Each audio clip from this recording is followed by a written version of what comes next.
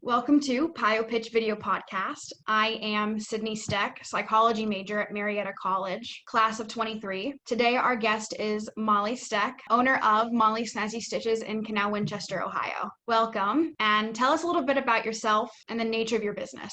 Hi, I'm Molly Stek. I am a 1996 graduate of Marietta College with a degree in accounting and a minor in philosophy. The nature of my business is I have a small boutique in Canal Winchester, Ohio. What do you sell in your boutique? Currently, I do a lot of spirit wear for the local schools and the booster clubs, a lot of mom spirit wear. I customize things and I do vinyl cutting and embroidery and a lot of personalizing. So people love that. Very nice. What was the nature of your business before the pandemic? How were you affected once the pandemic hit and affected all businesses? Well, before the pandemic hit, I had been doing this for about 10 years, only one in my actual shop. I used to do it out of my home. Luckily, I've had a bit of a following since then, but we had great momentum in last fall, winter, and of course, January is always slow for retail. We were still going pretty strong. And then all of a sudden, we came to a complete stop.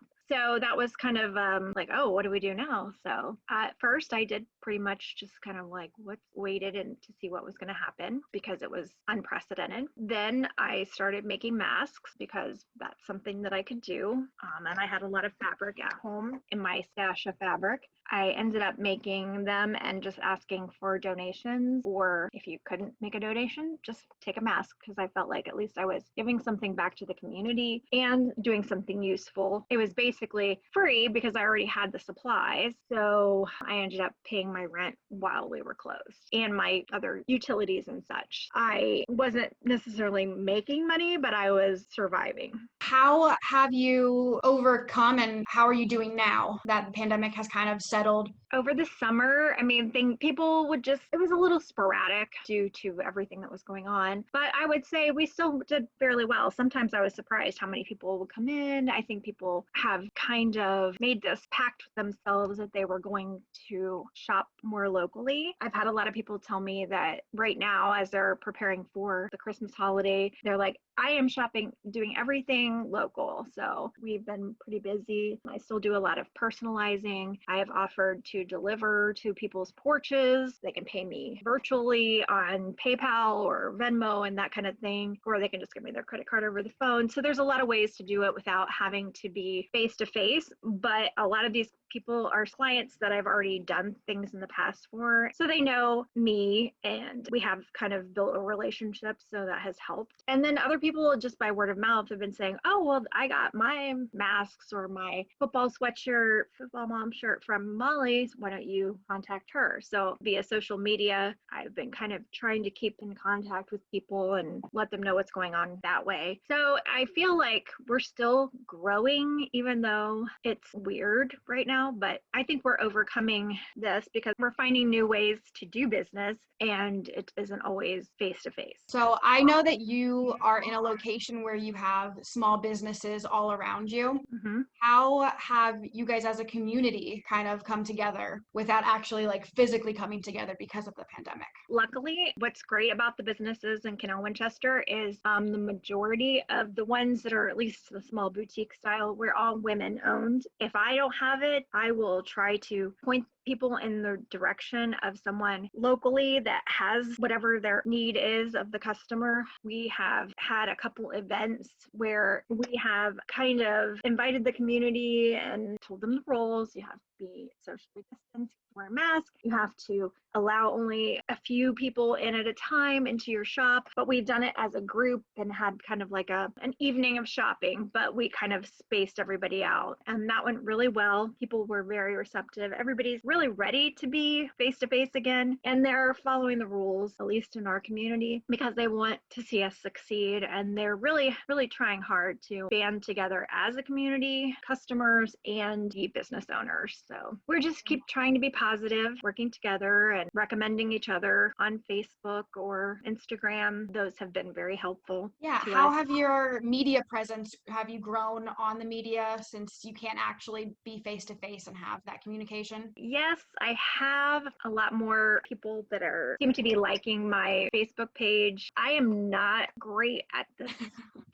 It's not my forte. Since I am making most everything that I sell, I am busy all the time. I love to keep busy doing that kind of thing. Being on the computer and self-promoting is where I find it to be a little difficult, but I am trying to make a conscious effort to be better with that kind of thing. And then just when people recommend you on Facebook, we have a community forum page where people, let's say they're looking for, I could be anything. Let's just say masks, because that's something that people have been looking for. Like, who has masks? Well, and then people will recommend me or whoever on there, and it helps get your name out. It is a challenge to me because I feel like, oh, I don't like to toot my own horn, I guess, but people want to know and they want to shop local, so I'm trying. Yeah. So you did say you don't like to toot your own horn. How did you conquer that fear? Because I feel like many people don't want to brag about themselves. You do have a successful business, but how do you like say I have these things and their quality without over boosting yourself? Because you want people to know who you are. I guess I feel like I should try to more undersell myself and over please people so that they'll be happy. A lot of mine, I guess I more rely on word of mouth, but I do try to do the best quality of any that I can find. And I also try to keep my prices very reasonable. So I think people appreciate that about my style. And I'm always trying to learn new things, new techniques that make it better quality. So quality is very important to me. I won't stand by something that I don't really believe in. That's really nice. So on the subject of masks, you've made a lot of them. How many?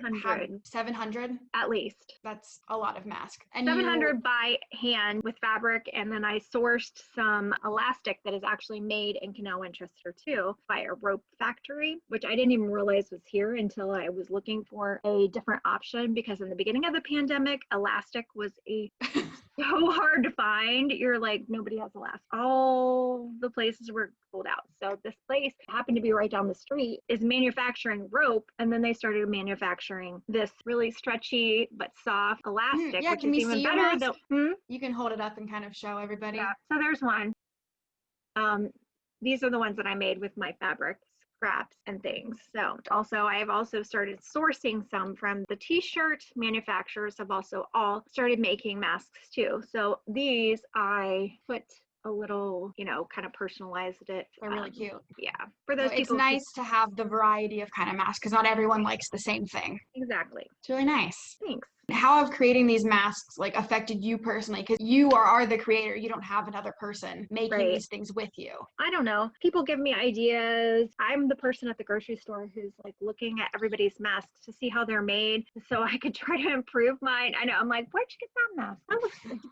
And there's people that made them all different ways. And how did you come up with that design that you found most like effective and you could easily make them? Because I know there's a bunch of different like styles that you could have made. Yeah, I looked at some tutorials and then I made a few. So I basically looked it up on, some tutorials, and then I kind of streamlined it so that it was easier to make a whole bunch at one time, and kind of modified the dimensions to where these at least fit most of the people most of the time. They're pretty comfortable. But I also made some for kids then, and then I made different sizes. But at first I was like, oh my gosh, masks, are we going to really be wearing these? I think we're really going to be wearing these for quite some time. Yeah.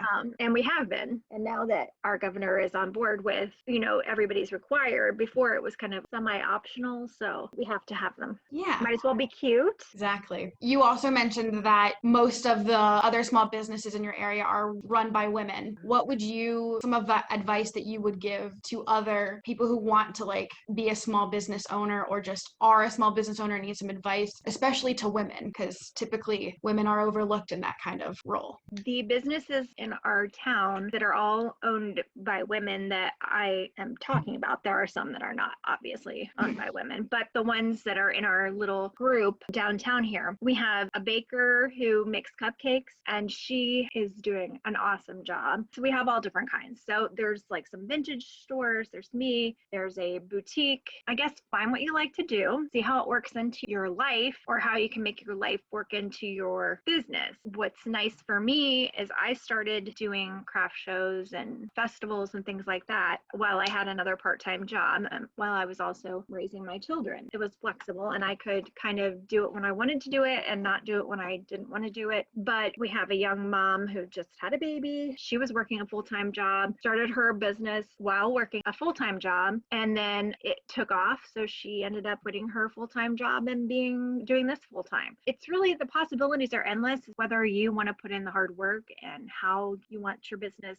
to go. But you also have to be flexible too. I started out making hair bows when my daughters were both little, and I've always sewn. So it kind of, then I added other products, and then I added other services, and then I keep adding things and change some things that you think are going to be a great seller, and not so much. You just kind of like have to, it's an ebb and flow. I'm constantly thinking about this all the time, but I like to be busy and doing something with my hands, especially all the time. I'm always busy, always thinking about something. It's kind of like a part of me, and it's a part of your life. You know, you get what you put into it, I guess. Yeah. How long have you actually had this business? Good question.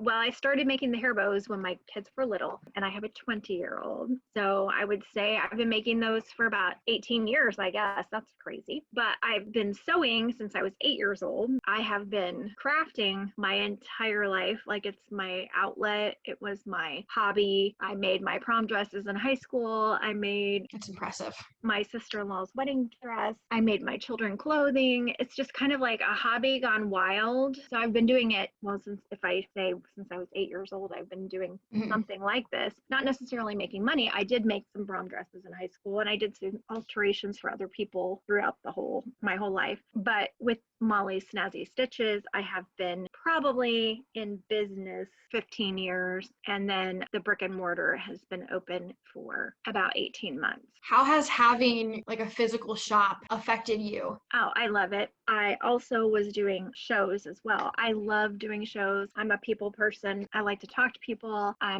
tend to be an oversharer. So when my customers come in, I become friends with a lot of them because I like to talk to them, and I like to treat people how I like to be treated. So I want to be treated like a person. You know, I just kind of get to know people. Like, have you been in before?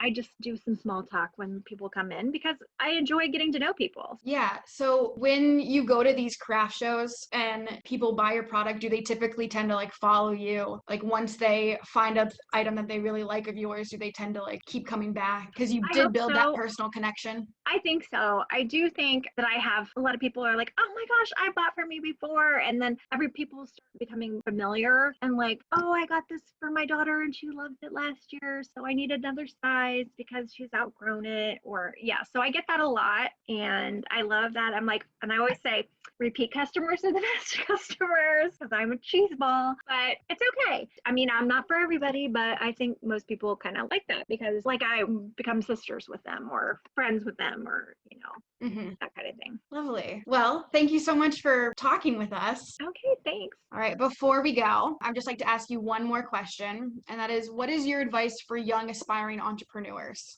Work hard and be nice to people. I love it. Thank you very much. Have a great one. Thanks. You too.